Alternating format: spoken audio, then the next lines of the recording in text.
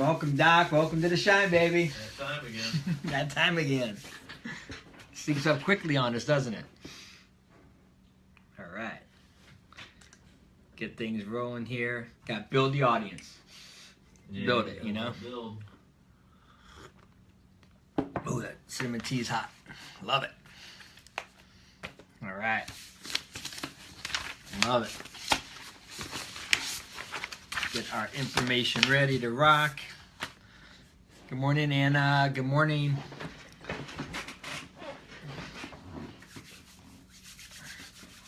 Good morning, Henry. What's up, brother? Good morning, Robbie.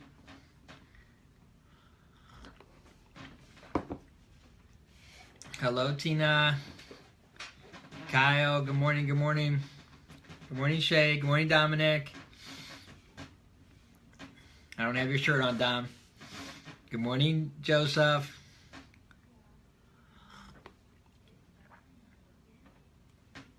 Good morning, good morning. Good morning, Brenda. Bobby, good morning. Good morning, Tina. All right. Hello, Chris. Rocky, what's up?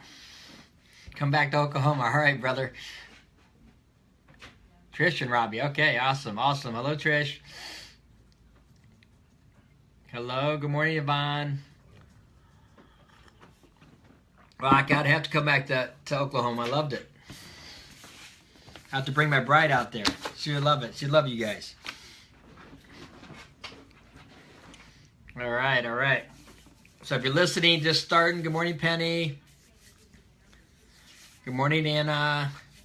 If you're listening to replay, just fast forward a couple minutes. You get all these good mornings. Good morning, Greg. Get out of my way. That's awesome, Greg. Come on, Cam. You better listen to this, Cam. This is for you. Good morning, Nick. Inspire Nutrition, ready to shine. I love it. I love it. I know, Cam. This is for you, Cam. So, good morning, Shannon. Dream big, work hard, love life. I love it. Yes, yes, yes. All right. So, welcome, everybody. Welcome to the Shine at 9. First off, share this with somebody. Go ahead and you can actually click on a share button, click one new person you haven't shared it with, and just reach out to them. And they can probably watch it later, but just share it with somebody new here today. Also, first thing, as always, we're going to start off with gratitude towards you. Good morning, Trish. Good morning, Jim. Gratitude for you. I got to watch. I'm like shaking a little bit, and it's making my camera kind of made me dizzy there. Hello, Jason. What's up, brother? How you doing from Florida? Nate Hartman. You should be working, Nate. So first thing, like I always start off, gratitude for you, gratitude for being on here, gratitude for sharing, gratitude for all your messages you send, gratitude for taking the time today. Hello, Shannon. So first thing is, close your eyes, give yourself a big hug, okay? Tell yourself you love yourself today. Good morning, Mike. How you doing, Coach? And tell yourself you're going to let your light shine today. Hello, Steve. What's up, brother? So that's first thing, and then give gratitude for one thing. That's the first thing I want you to do. And, I'm grateful for you to be on here. So that's the first thing we start off. So go ahead and do that quickly. Make sure you hit the Rich Carlton lifestyle. There you go, baby. Yes. Hello, Charo. We got to get back there, Jason.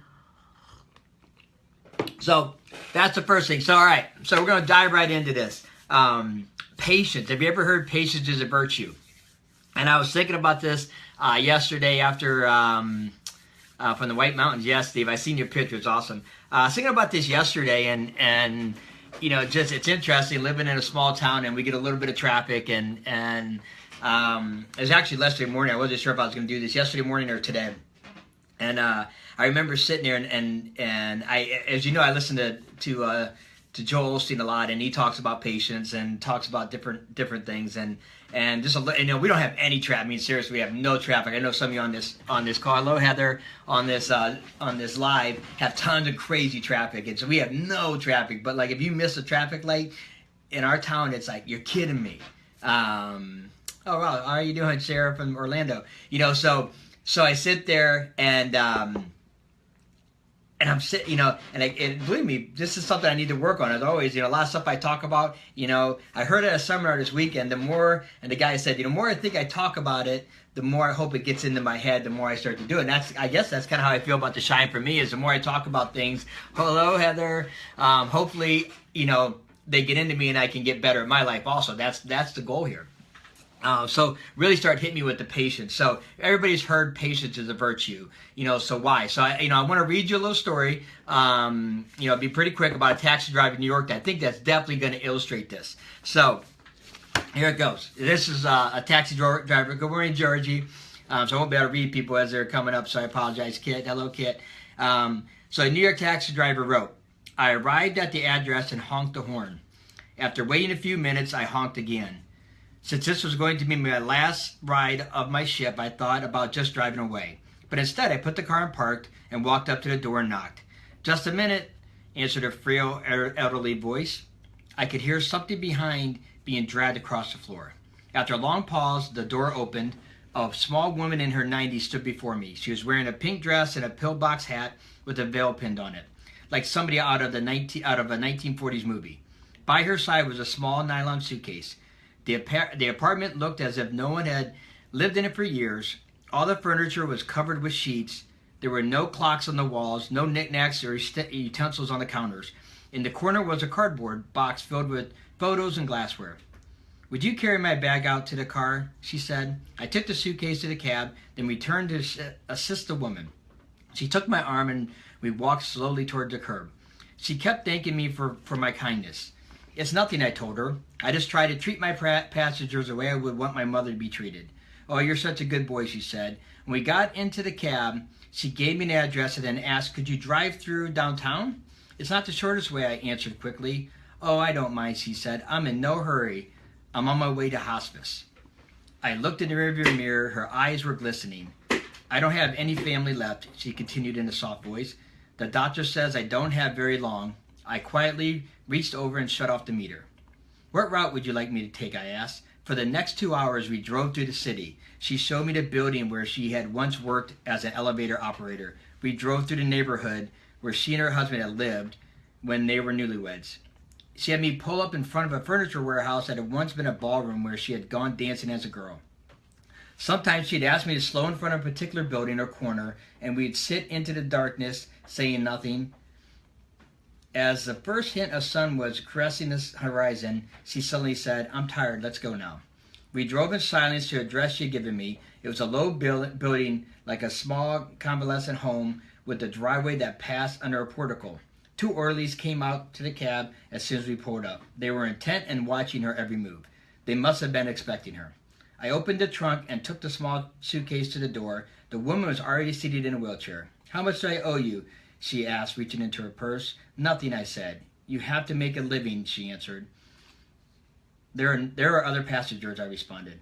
Almost without thinking, I bent and gave her a hug. She held on to me tightly. You gave an old woman a little moment of joy, she said. Thank you. I squeezed her hand and then walked into the dim morning light. Behind me, a door shut. It was the sound of the closing of a life. I didn't pick up any more passengers that shift. I drove aimlessly, lost in thought. For the rest of the day, I could hardly talk. What if the woman had gotten an angry driver? Or one who was impatient to end his shift? What if I had refused to take the run or had honked once, then driven away? On quick review, I don't think that I've done anything more important in my life. We're conditioned to think our lives revolve around great moments, but great moments often catch us unaware, beautifully wrapped in what others may consider a small one. So, wow. I usually wouldn't read a story here, but I was just kind of going through things, and I've seen this before, and just the impact of that. Think about that. Think about that little bit of patience when you're alert and you're there, and just like he said in that thing, great moments are often small ones that you think are insignificant, right? You think this big thing is the world to a person. Okay, and that's why patience is a virtue, I believe.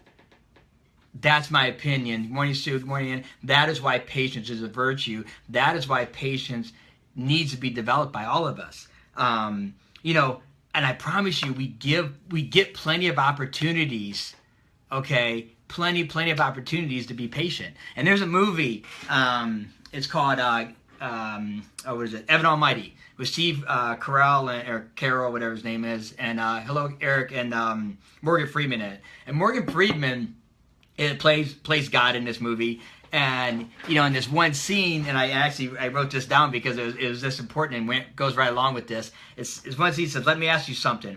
If someone prays for patience, you think God gives them patience? Or does he give them the opportunity to be patient? If he prayed for courage, does God give him courage? Or does he give him the opportunity to be courageous?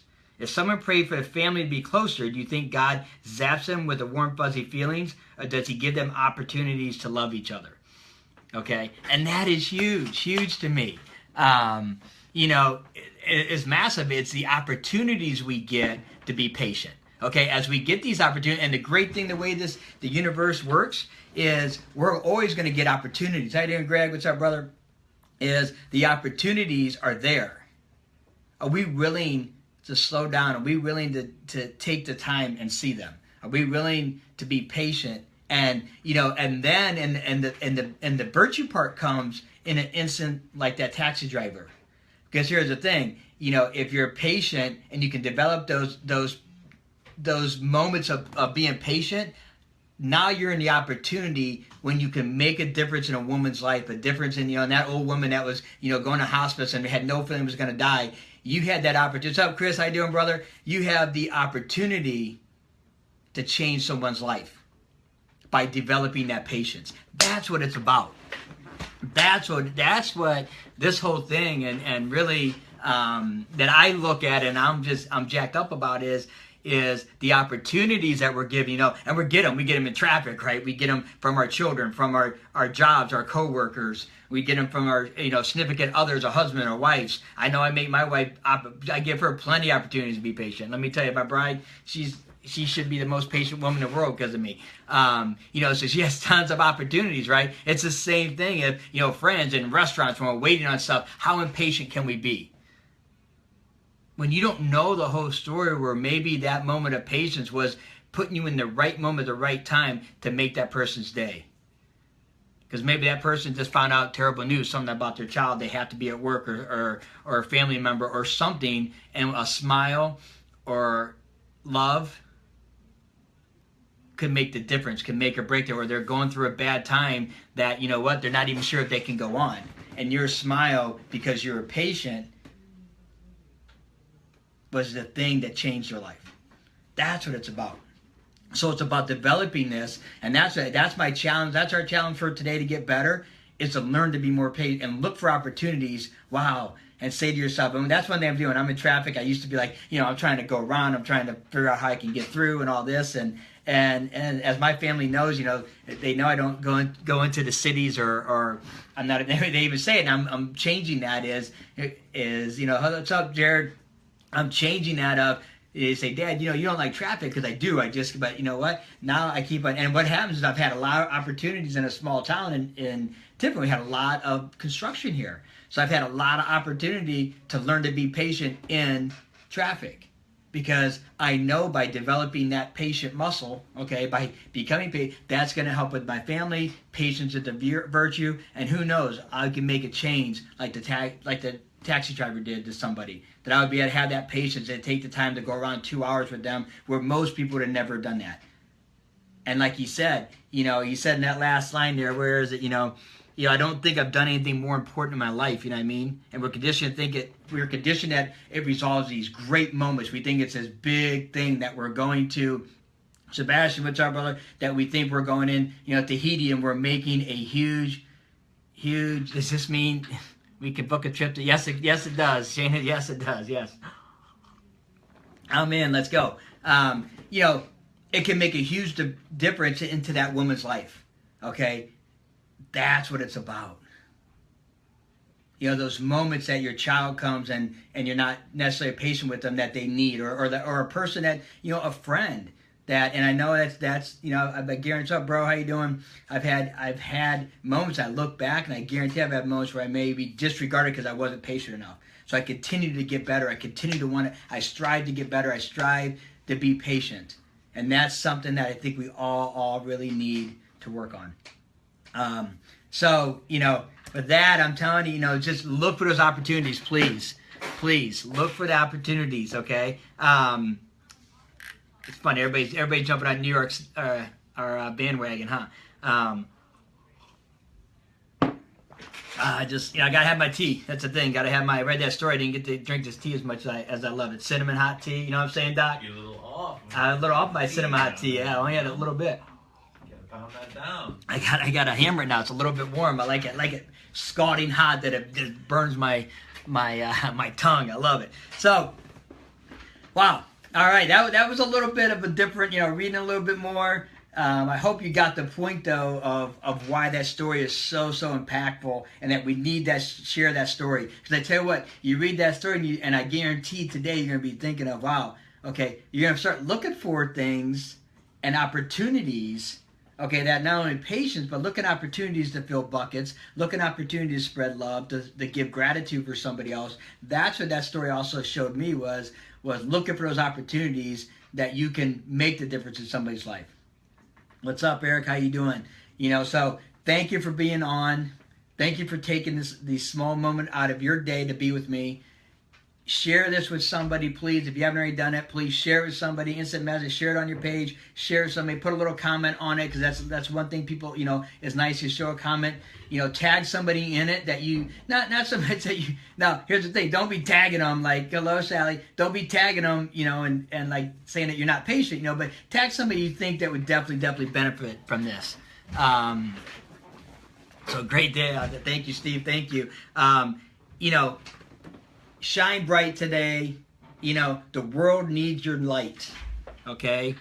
I need your light. You need your light. Let it shine bright today. And we'll see you tomorrow at 9 at TheShine. Right, Doc? You want to say anything? We'll be at the club. At the club tomorrow. At the club tomorrow, yes. We'll be at the... Oh, no, Wednesday. No, I'll be here tomorrow. That's right. All right, I'm getting my days. I'm ready to go, man. I've got these shines already rocking. So, thank you again. Grateful for you. Have an awesome day.